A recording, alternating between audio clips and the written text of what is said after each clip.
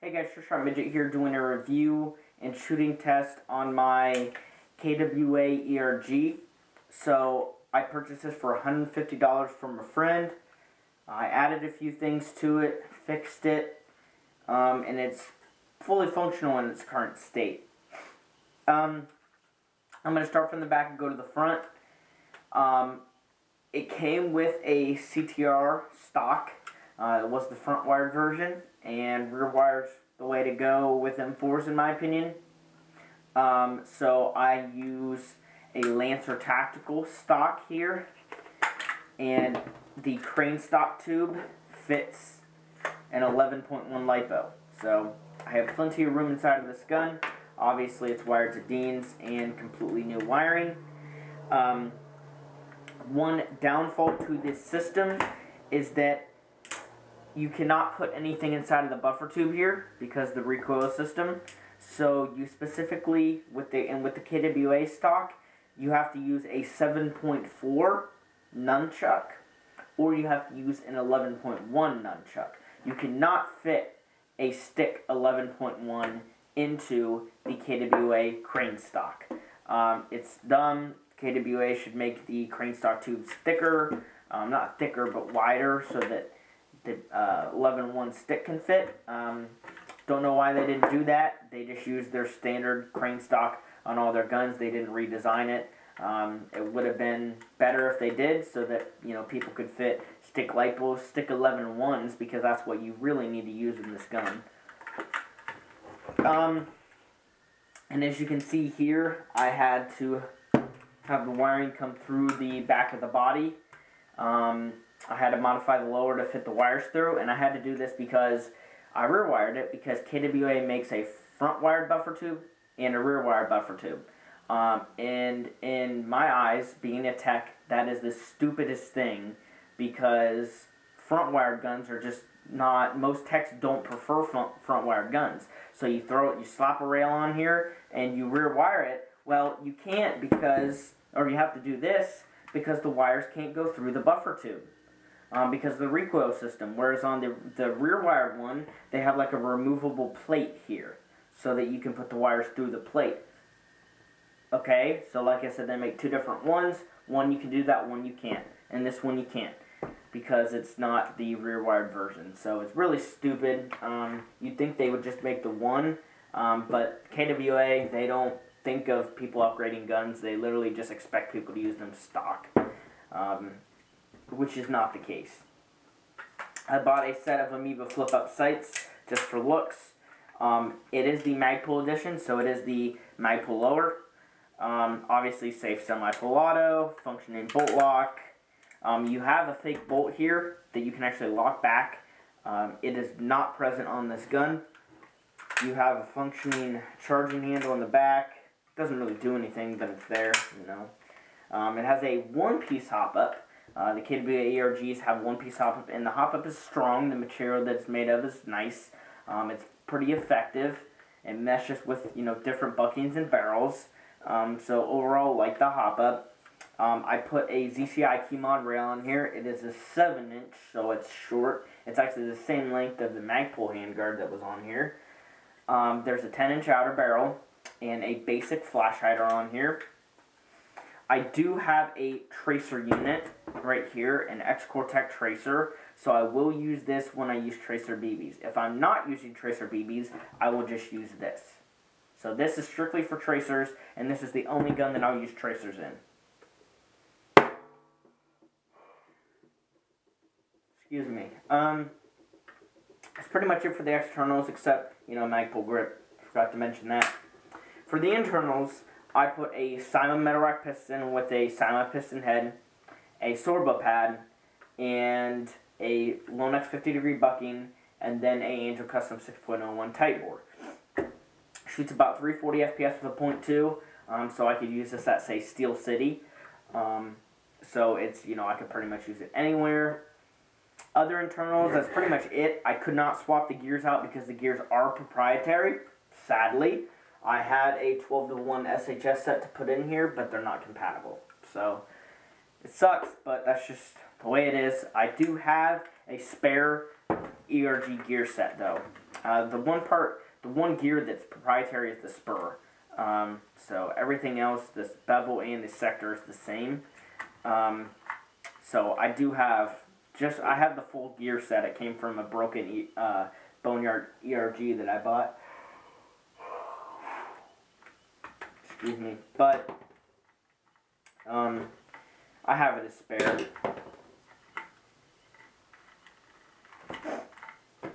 Because the spur gear is kind of small, the teeth are really thin, and with the recoil system, you'd think you'd want thicker teeth on the gears, on all of them, especially the spur, because that's most stress is on the spur. So with the battery plugged in, it's ready to go. I got 9 of these mags. 2 of them have rust on the springs, so I have 7 working mags, and I'm selling a few to a friend, so you know, I was thinking of just keeping 4, 3 on my plate carrier and 1 in the gun for CQB. I don't know if that's going to be enough. You can actually switch from 60 to 30 rounds with these magazines. So you pull the inside out and you see a switch there. Back is for 30, it'll say 30. You put it towards the 30, and then forward is 60.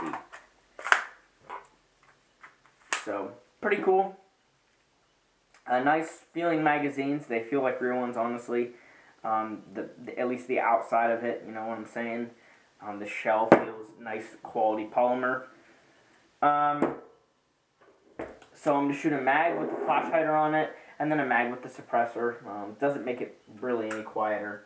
So let's go ahead and shoot it. So the first mag.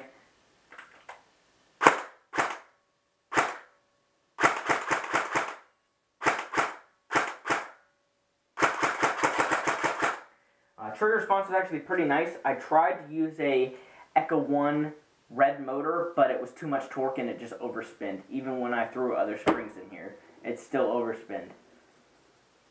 So, nothing I can do about it. Also, with the tracer unit on here, the reason why I'm going to use this on here is because so I don't have to put my flashlight on this gun. Basically, just so I can trace my BBs. With the flashlight, I trace standard BBs.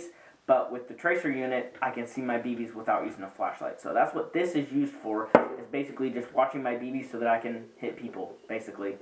Because if you guys have played in a dark indoor environment, not all fields are dark indoors, you know, but sometimes fields will have night games, dark games with the lights off. And, you know, if you guys play those, you'll know you can't see your BBs unless you have a tracer or a flashlight. So I'm going to use a tracer for this. Mainly because if I put the flashlight on here, the rail is so short that I'm going to be like holding it right here and pushing the switch on my flashlight. Just not what I'd like, so I'll just do the tracer unit so I can trace my BBs. Now if I'm playing and it's light out for any reason, I'll just use the flash hider. Or if I run out of tracer BBs, I'll just use this. I did play with this weekend without tracers. I could see my BBs, the indoor field. It was kind of hard. But in certain spots, you could just see them fine.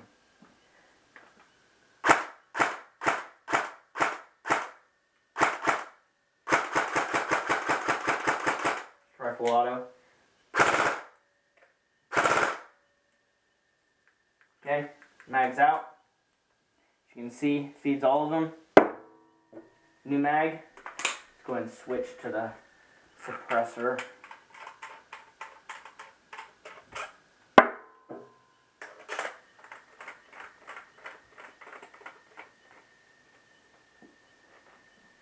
Okay, and then obviously when I put the mag in, still not going to shoot until I hit the bolt lock. Now, I want to mention that because the PTWs that I've used, a lot of them, basically when you go to insert the mag, you tap it or whatever, you just even put it in, the bolt catch will automatically go forward, which is not realistic. You actually have to hit the bolt lock. Now, not all of them are like that. People are probably going to be like, oh, well, my Systema does that. Well, old ones don't. My brother's doesn't. Mine was an A&K clone. It was kind of iffy. I had to put a heavier spring in it so that I had to hit the bolt lock. Otherwise, when I put a new mag in it would just automatically shoot.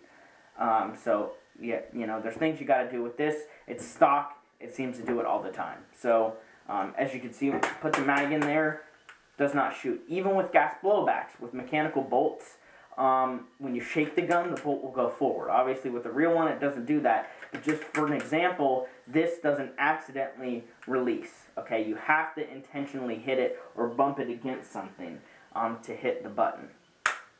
So, just something I thought I'd mention. And trigger response is actually pretty good with the stock motor, honestly.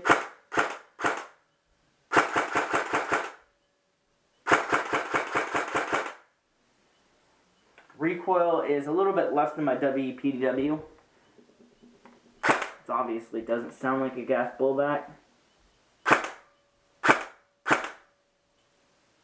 She's full auto now.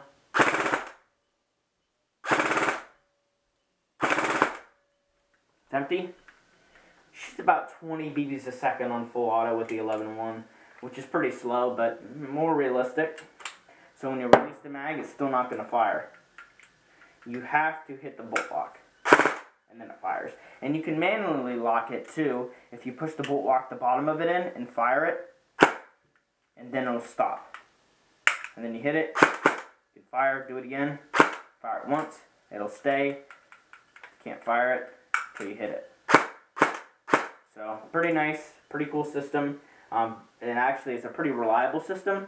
I did play with it, and I went through probably 10 mags, and the bolt locked on every single one of them, and functioned flawlessly. And then I did use some other people's mags too, because I ran out.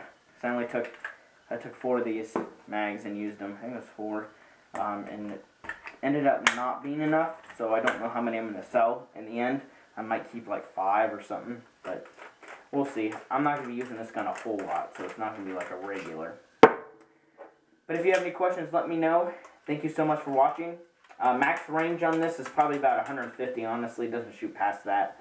I don't know, maybe a little bit because the recoil. Probably not really a recoil. It's just the way the gun's designed. I guess it's not like the super consistent. Even though I upgraded the barrel and the bucking, but 150 feet is far enough, and that's I could shoot 150 with a 2 and a 2.5. So, if you have any questions, let me know. Thank you so much for watching, and I'll see you on the next one.